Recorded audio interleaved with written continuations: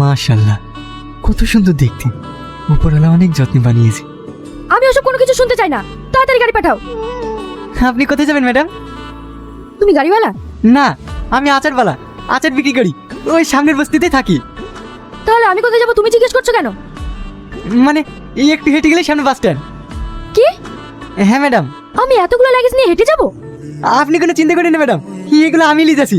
আপনি শুধু একটু কষ্ট করে হেঁটে চলেন। বুঝতে পারছি ম্যাডাম, আপনারা অনেক বড় লোক মানুষ, গাড়ি ছাড়া চলেনি না। কিন্তু আমি সব জায়গায় পায়ে হেঁটে ব্যবসা করি বেড়াই। আপনি বাইরে থাকেন? হ্যাঁ, আমি বিদেশেই পড়াশোনা করি। একটা কথা বলবো ম্যাডাম? বলো। আপনি কিন্তু অনেক সুন্দর, একদম অপসরা। আল্লাহ তাআলা আপনাকে অনেক যত্নে বানিয়েছে। কি? তুমি একটা পাগল। হ্যাঁ ম্যাডাম, সবাই বলে।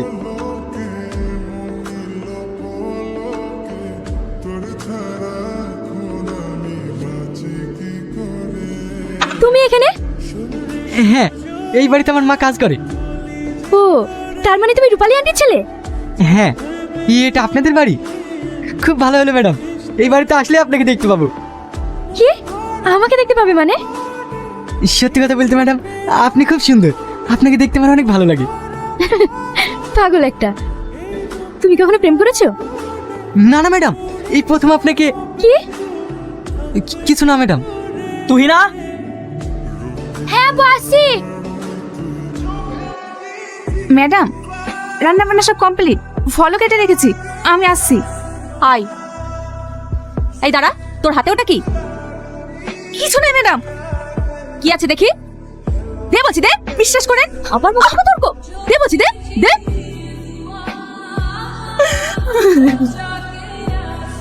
তুমি খালি খালি আন্টির গায়ে হাত তুললে। কি নিয়ে যাচ্ছিল? এগুলো তো সব নোংরা জিনিস। আন্টি, আপনি বা এগুলো নিয়ে গিয়ে কি করবেন? সেগুলোর মধ্যে কিছু কিছু জিনিস ভালো ছিল, সেগুলো বেছে নিয়ে মা ছেলে খেতাম। সত্যিই তুমি পারো। তুই বেশি বকিস তো, তুই এদেরকে চিনিস না। এরা কাজের ফাঁকে অনেক কিছু চুরি করে নিয়ে যায়। এরা গরিব, দামি দামি জিনিস দেখলে লোভ সামলাতে পারে না। বয়স হয়ে যাচ্ছে, তবুও তোমাদের ব্যবহার চেঞ্জ হবে না।